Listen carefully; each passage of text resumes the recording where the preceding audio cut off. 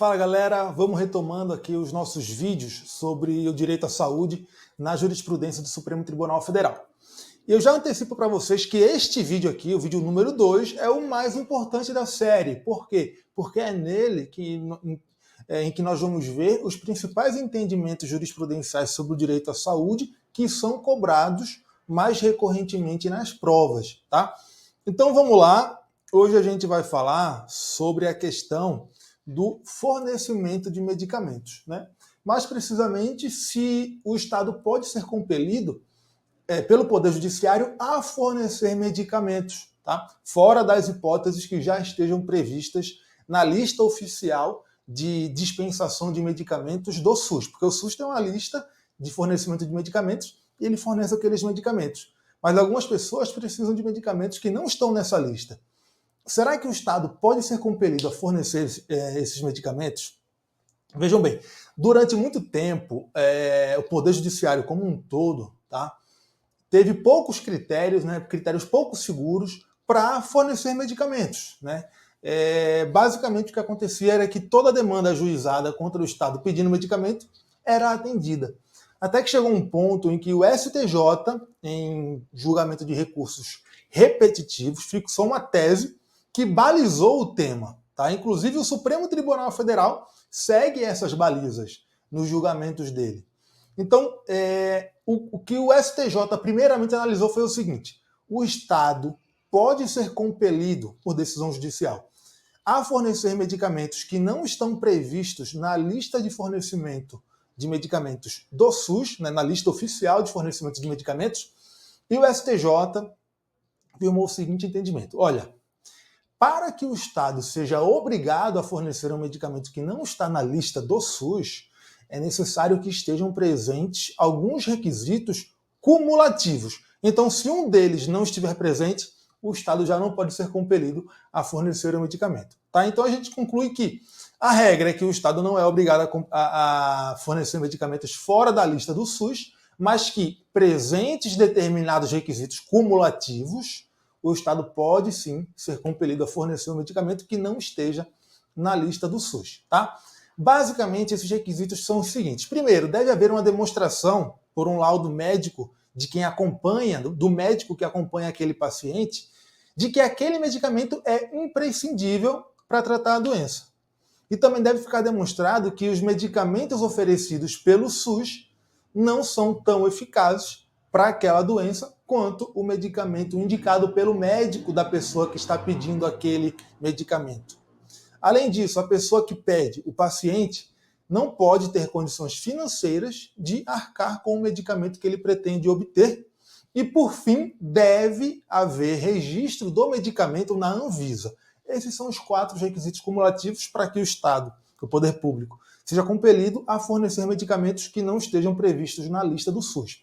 Olha aqui, vamos ver como é que ficou redigida a tese do STJ sobre o tema. Foi o tema número 106, tá? Ele falou o seguinte: a tese fala: a concessão dos medicamentos não incorporados em atos normativos do SUS exige a presença cumulativa dos seguintes requisitos. Primeiro, comprovação por meio de laudo médico fundamentado e circunstanciado, expedido por médico que assiste o paciente, da imprescindibilidade ou necessidade do medicamento, assim como da ineficácia para o tratamento da moléstia dos fármacos fornecidos pelo SUS. Tá? Segundo requisito, deve ficar demonstrada a incapacidade financeira de arcar com o custo do medicamento que foi prescrito e, finalmente, a existência de registro na Anvisa. Tá? Então, na tese, ficaram elencados como 3 requisitos, mas, na verdade, são 4, porque é a demonstração de necessidade do medicamento, demonstração de que os medicamentos fornecidos pelo SUS são ineficazes para aquele caso, a demonstração de incapacidade financeira e que haja registro na Anvisa. Então, esses são os 4 requisitos cumulativos para que o Estado, né, o poder público, seja compelido a fornecer medicamentos não previstos na lista do SUS. É importantíssimo entender essa tese e até memorizá-la. Por quê? Porque isso aqui foi a tese que balizou a jurisprudência sobre essa questão. Todas as questões derivadas dessa, porque nós temos algumas variações em que surgiram outros questionamentos, Mas todos esses questionamentos que derivam disso aqui foram resolvidos pelo Supremo Tribunal Federal com critérios muito semelhantes a esse daqui. Tá? Então vamos ver. O primeiro desses casos que foram resolvidos pelo STF foi esse aqui, do tema de repercussão geral número 500.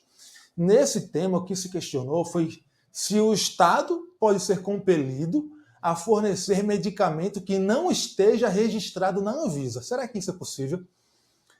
E aí o STF decidiu o seguinte, olha, primeiramente, o Estado não pode ser compelido a fornecer medicamento experimental, tá? É medicamento que nem mesmo no exterior foi registrado ainda por alguma agência reguladora. Ele está em uma fase meramente experimental. Por quê? Porque se o medicamento é experimental, não foi registrado em lugar nenhum, nenhuma agência renomada, a gente não sabe ainda quais são as consequências dele para a saúde dos indivíduos. Então, se a gente manda o Estado fornecer um medicamento experimental, em vez de estarmos tutelando o direito à saúde, isso aí será uma violação ao direito à saúde, porque colocará em risco a saúde das pessoas, tá? Então, medicamento experimental, o Estado não pode ser obrigado a fornecer, tá? Agora, se o medicamento não está registrado na Anvisa e não é um medicamento experimental, tá? Se ele não é um medicamento experimental, a regra, né, como regra, é que o Estado não seja obrigado a fornecer o medicamento. Então, o medicamento não está registrado na Anvisa, a regra é que o Estado não seja obrigado a fornecer esse medicamento. Agora, se estiverem presentes alguns requisitos que também são cumulativos, aí o Estado pode ser obrigado a fornecer o medicamento, desde que não seja experimental, mesmo que ele não tenha registro na Anvisa. Tá? Que requisitos são esses? Bem, primeiro, é necessário que exista, né, esteja em curso um pedido de registro do medicamento na Anvisa, tá? E que a Anvisa esteja em mora na apreciação desse pedido. Né? Estar em mora é ter superado o prazo previsto em lei para que a Anvisa aprecie o pedido de registro daquele medicamento. Tá? Então, esse aí é o primeiro requisito. Tem que ter um pedido de registro e a Anvisa tem que estar em mora para apreciar esse pedido de registro. Agora, se for um medicamento órfão, né, e o medicamento órfão é aquele medicamento utilizado para tratar doenças raras ou doenças ultra raras, né, e a gente teve um exemplo recente na jurisprudência do STF, que é a doença chamada AMI, tá? É uma doença rara. Então, se for um caso de uma doença rara, daqui a pouco eu vou falar da AMI, tá? Se for um caso de uma doença rara, nem mesmo é necessário que haja um pedido de registro do medicamento na Anvisa que esteja demorando para ser apreciado, tá? Segundo requisito, é necessário que esse medicamento, que ainda não foi registrado na Anvisa, olha aqui, tenha sido registrado em renomadas agências reguladoras do exterior, agências reguladoras de outros países, desde que sejam agências renomadas, tá? E por fim, é necessário que não haja um substituto terapêutico com registro no Brasil, tá bom? Então, é aquela velha história, né? É necessário que os medicamentos registrados no Brasil não sejam eficazes para aquela doença, tá? Então, vamos ver como é que ficou a tese de repercussão nesse caso. Primeiro, o Estado não pode ser obrigado a fornecer medicamentos experimentais. A gente já viu. Segundo, a ausência de registro na Anvisa impede, como regra, o fornecimento de medicamento por decisão judicial, exceto se houver pedido de registro pendente de análise e a Anvisa estiver em mora não razoável. E também, desde que estejam presentes os seguintes requisitos, que são requisitos cumulativos, tá? Primeiro, a existência de pedido de registro do medicamento no Brasil, exceto no caso de medicamentos órfãos. Então, se for um medicamento para uma doença rara ou uma doença ultra rara, nem precisa haver um pedido de registro do medicamento na Anvisa, tá? Segundo, a existência de registro do medicamento em renomadas agências de regulação no exterior. E terceiro, a inexistência de substituto terapêutico com registro no Brasil, tá? Então, presentes esses requisitos, o Estado pode ser compelido a fornecer um medicamento que não esteja registrado na Anvisa, tá? Inclusive, com base nesse entendimento firmado na tese de repercussão geral número 500, o ministro Ricardo Lewandowski, ele determinou que a União fornecesse um medicamento para a doença chamada AMI, que eu não lembro agora exatamente o que significa AMI, mas é uma doença que atinge recém-nascidos, tá? E a doença deve ser tratada nos primeiros anos de vida, tá? Senão o tratamento não tem eficácia. E o que acontece? Existem alguns medicamentos para a AME, e um deles, que é um medicamento de alto custo, tá? Ele é registrado no Brasil apenas para tratar crianças de até 2 anos, se eu não me engano, tá? E houve um caso de uma criança com mais de 2 anos que pediu esse fornecimento, pediu ao judiciário que o Estado fosse compelido a fornecer esse medicamento. E o que aconteceu? O ministro Ricardo Lewandowski, ele falou o seguinte, olha, esse medicamento para crianças acima de 2 anos não está autorizado na Anvisa, mas ele está autorizado em uma agência reguladora do exterior. Então estão presentes os requisitos do tema de repercussão geral número 500 para o fornecimento do medicamento pelo Estado, porque a AME é uma doença rara, tá? Então, ainda que não haja um pedido de registro desse medicamento para uso em crianças acima de 2 anos no Brasil, como se trata de uma doença rara, a gente não precisa que tenha esse pedido de registro no Brasil. E aí ele mandou fornecer o medicamento, tá? Então, foi a aplicação da tese de repercussão geral número 500 na prática pelo ministro Ricardo Lewandowski, tá? Lembrando que nesses casos em que se pede um medicamento não registrado na Anvisa, a legitimidade passiva para a demanda é apenas da União. Não pode figurar no polo passivo da ação o Estado nem município. Porque nesse caso o que se questiona, a gente viu isso no vídeo anterior, o que se questiona nesse caso é um ato ou uma omissão de uma entidade da administração federal, que é a Anvisa. Como se está questionando aí um ato da administração federal, a legitimidade é apenas da União, tá? Tenham isso em mente, porque essa questão da legitimidade aqui tem uma cara de pegadinha de prova, tá? Uma casca de banana que vai aparecer para atrapalhar vocês, tá bom? Bem, o próximo tema aqui no nosso apanhado de jurisprudência é o seguinte. Imagine um caso de um medicamento que não está registrado na Anvisa. Então é um medicamento que a Anvisa não registrou, né, não autorizou para produção e comercialização em grande escala, mas a Anvisa autoriza que ele seja importado. Tá? Ele tem uma importação autorizada pela Anvisa para que os indivíduos façam uso. Né? Então imagina que uma pessoa quer fazer uma importação ali para fazer um uso individual daquele medicamento que não está registrado. Nesses casos, o Supremo Tribunal Federal entendeu o seguinte, olha só, se o medicamento não está registrado na Anvisa, mas a Anvisa autoriza que ele seja importado pelas pessoas para ser utilizado, é possível sim que o Estado seja compelido a fornecer esse medicamento, se for ajuizada uma ação pedindo o fornecimento desse medicamento. Só que devem estar presentes alguns requisitos, tá? E são requisitos muito semelhantes àqueles requisitos fixados pelo STJ que a gente viu.